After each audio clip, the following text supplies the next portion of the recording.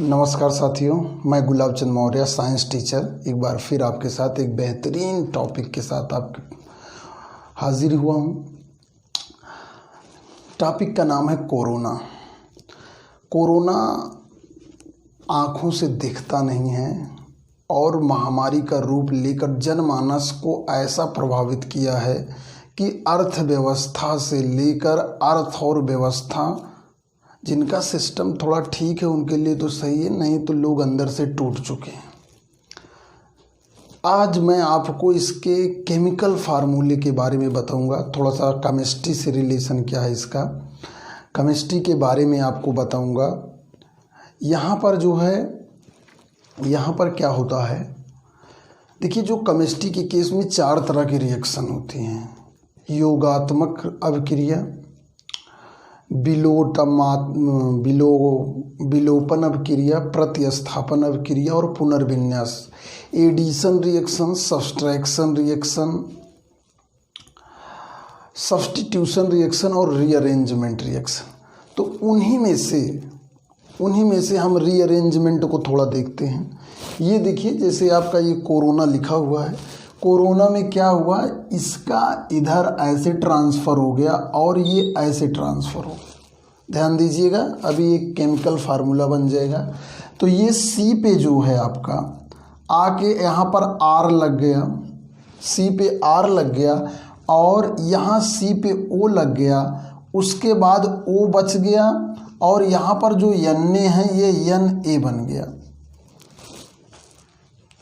अब इसको जो है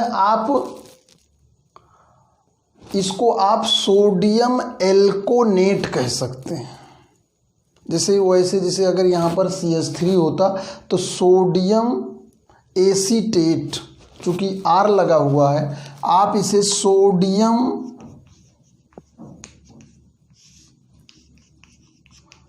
एल्कोनेट। एक चीज़ और बता दें, इस वीडियो को देखना शुरू ही कर दिया है तो इसको पूरा देखिएगा, तभी आपको वो चीज़ समझ में आएगी जो मैं आपको बताना चाहता हूँ, जो मेरा परम उद्देश्य है। और आपने यदि कोरोना काल में 6 महीने से बैठे हैं, वर्ल्डोमीटर पे देख रहे हैं कि उन कहाँ एरिया में, तो 5-10 मिनट ये भी देख लीजिए, ठीक है।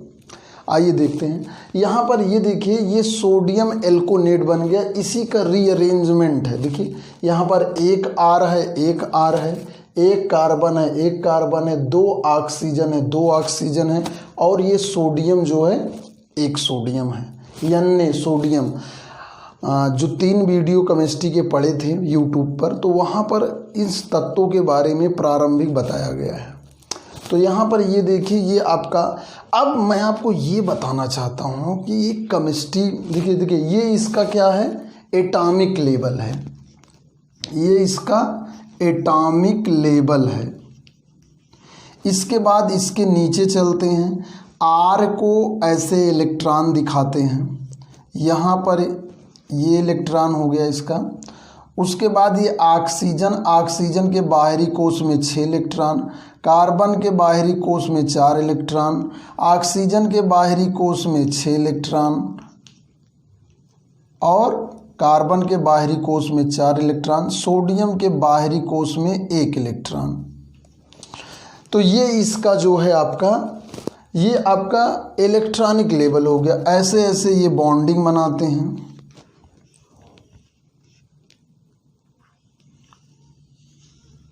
अब जो केमिस्ट्री पढ़े हैं इस बॉन्डिंग को वही समझ सकते हैं, ठीक है। लेकिन आप ये जानिए, ये उदाहरण है, उसको कोरोना से कैसे समझे। ये दूसरा लेवल है, ये एटॉमिक लेवल हो गया, ये इलेक्ट्रॉनिक लेवल हो गया, ये इलेक्ट्रॉनिक लेवल हो गया। इसके बाद चलते हैं, R जो है ये ऐसे ऐसे करके कार्बन से जुड़ा होता है। देखिए ऑक्सीजन है, ऑक्सीजन ऐसे जुड़ा हुआ है, सोडियम है, ये सोडियम जो है, सोडियम आप कह सकते हैं कि सोडियम एक दूसरे टाइप के इलेक्ट्रॉनिक बंध से जुड़ा होता है, इसको दूसरी तरह दिखा देते हैं। ये कार्बन है, कार्बन जो है ये इससे ऐसे ऑक्सीजन से जो है डबल बॉन्ड के रूप में जुड़ा रहता है। ये आपका जो है ये जो है आपका बॉन्डिंग लेवल है, ये आपका बॉन्डिंग लेवल है, इसे आप कह सकते हैं बॉन्डिंग लेवल। ये आपको 3 लेवल मैंने बताया, atomic level, electronic level, bonding level.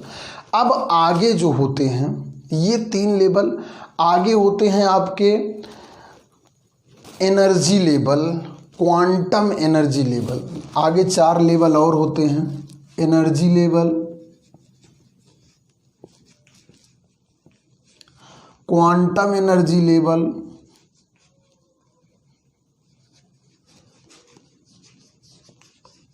Quantum energy level, फिर उसके बाद wave function level, wave function level, और फिर स्पेक्ट्रम लेवल।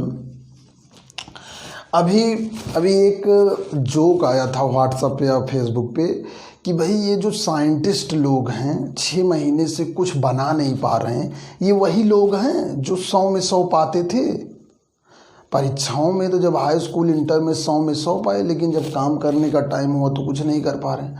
अब ये जानिए कि कोरोना का तो मैंने फार्मूला बता दिया, लेकिन कोरोना की दवा कैसे नहीं बन रही है, वो क्या कारण है? देखिए, जैसे जो हम पढ़ते हैं वो जैसे एटॉमिक लेवल, इलेक्ट्रॉनिक लेवल और बॉन्डिंग लेवल, तो हम जो है 3 या इंटर तक क्लासों में यहीं तक पढ़ते हैं। अब जो एनर्जी लेवल होता है, क्वांटम एनर्जी लेवल होता है, वेव फंक्शन लेवल होता है और स्पेक्ट्रम लेवल होता है। वास्तव में कोई भी तत्व जो है दिखता नहीं है। इन सब को समझने के लिए आपको सबसे 7वें लेवल पर जाना। ये 7 लेवल है। अगर ये कोई भी चीज़ आँखों से नहीं दिखती, सबसे बड़ी बात ये है कि ये कल्पनाओं में ही 7 लेवल तक पढ़ना पड़ता है। अब इन 7 लेवल को पढ़ने के लिए, और इनमें बहुत सारी कंडीशन ऐसी आती है कि जब हम एक लेवल से दूसरे लेवल पे जाते हैं तो बहुत सारी चीज़ें बदल जाती हैं। अगर हम जो पहले लेवल पे पढ़े रहते हैं सेम टू सेम रहे तो पढ़ना आसानी हो। हम एक तो पहले वाले नियम को पढ़े, फिर आगे जाते हैं तो नियम बदल जाते हैं। तो इस तरह से क्या है, ये 7 लेवल है। और यहाँ पर ये देखिए आप, ये जो स्पेक्ट्रम लेवल पर ये एमएससी या बड़े लेवलों पे पीएचडी केस है कि जब स्पेक्ट्रम लेवल पर हम जाते हैं तो हम जो है स्पेक्ट्रम लेवल पर किसी तत्व को पहचान पाते हैं, जान पाते हैं, कर पाते हैं। और मैं आपको बता दूं, उत्तर प्रदेश में कोई ऐसा संस्थान नहीं है जहां स्पेक्ट्रम लेवल पर बताया जा सके। इवन ऐसे जो है मशीनें होती हैं, इतनी महंगी मशीनें होती हैं कि हम आम स्टूडेंट के लिए उपलब्ध नहीं, केवल दूर से देखने के लिए, देख लीजिए, देखने के लिए भी नहीं है कि आप जो है स्पेक्ट्रम देखिए। स्पेक्ट्रम की बड़ी बड़ी करोड़ों अरबों रुपए में मशीनें आती हैं, उसके द्वारा जो है ये तय होता है कि कौन सा फार्मूला है, कौन सा नहीं है। यहाँ पर जैसे स्पेक्ट्रम लेवल पर क्या होता है, जैसे मान लीजिए हवा चल रही है, उसमें ऑक्सीजन है। ऑक्सीजन को कैसे क्लियर करेंगे कि ये ऑक्सीजन है कि नाइट्रोजन है, क्या है? तो यहाँ पर ये जो 7 लेवल है, ये इन लेवलों को ये डिटेल में जाने की कोई ज़रूरत नहीं, आप इतना लेवल जानिए। जैसे मैंने 3 लेवल बताया है, इसी तरह इन सब का भी चित्र बन सकता है, इनका भी एनर्जी लेवल बन सकता है, लेकिन अपना लेवल जानिए। ये साइंटिस्ट लोग इस 7वें लेवल पर काम करते हैं कि कोरोना का क्या फार्मूला है और क्या जो है वर्क करता है। और इस वीडियो में मैं ये भी आपको बताना चाहता हूँ कि केमिस्ट्री का व्यक्ति या फिजिक्स का, देखिए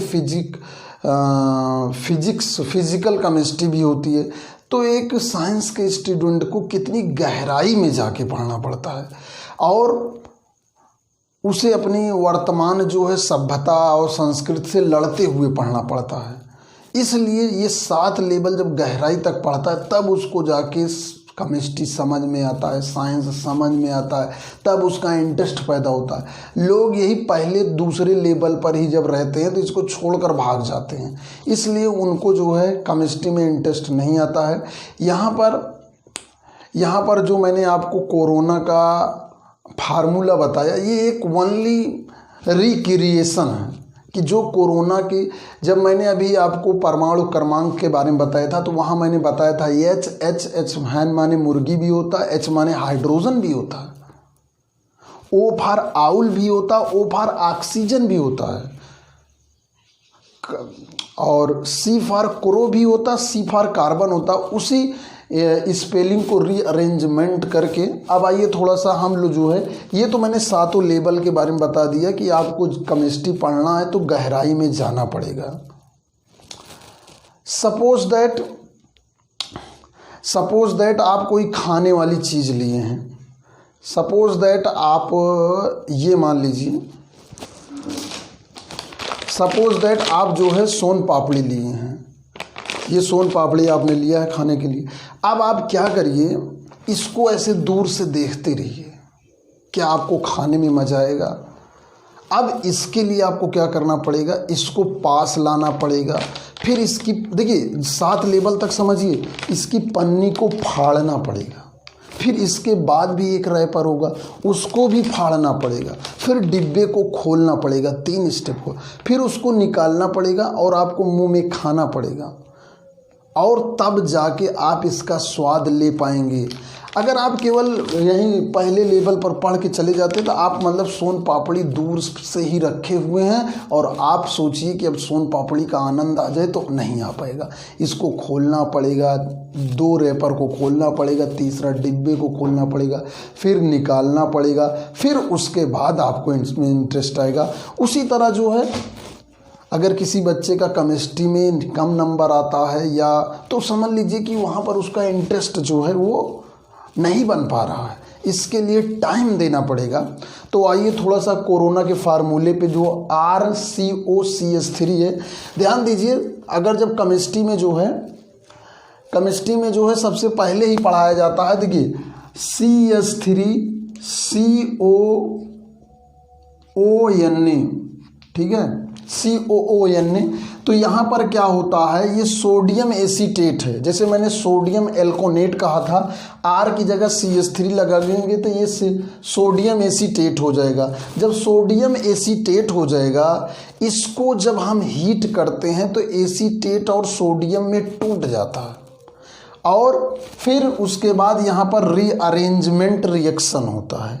रीअरेंजमेंट का मतलब ये हुआ कि जब इस पे माइनस आ जाएगा, थोड़ा सा और डिटेल में देखते हैं, ये इस तरह होता है, ये यहाँ पर माइनस हो जाएगा और ये सोडियम प्लस हो जाएगा। इसके बाद ये यहाँ आएगा, ध्यान दीजिए, और ये यहाँ आएगा CH3 प्लस, और प्लस जो है CO2 निकल जाएगा, प्लस Na प्लस निकल जाएगा। अब ये कार्बन डाइऑक्साइड है 2, इसीलिए अब जैसे कक्षा 10 में पहले कोल्बे इलेक्ट्रोलिसिस पढ़ाया जाता था। ये कोल्बे इलेक्ट्रोलिसिस से ही एथेन, मेथेन, एसिटिलीन, एथिलीन सब बनाया जा सकता है, क्योंकि इलेक्ट्रोलिसिस होती है। तो यहाँ पर ये जो है, अगर यहाँ पर आप C6H5 सोडियम बेंजोनेट बन जाता है। अब मैं आपको बता दूं, ऐसा कोई खाने वाला पदार्थ नहीं है जिसमें सोडियम बेंजोएट ना मिलाया जाए। ये जो है प्रिजर्वेटिव का काम करता है। तो इन सब में अभी बहुत चर्चाएं बाकी हैं, अभी बहुत सारी चर्चाएं बाकी हैं कि सोडियम बेंजोएट धीरे धीरे सब पे होगा। लेकिन आप ये एक तरह से माइंड का रिक्रिएशन था कि कोरोना का फार्मूला क्या है, RCOONA। इस वीडियो का इतना ही उद्देश्य था कि भाई केमिस्ट्री वालों के लिए भी और आम आदमियों के लिए भी कुछ इंटरेस्टिंग बनाया जाए।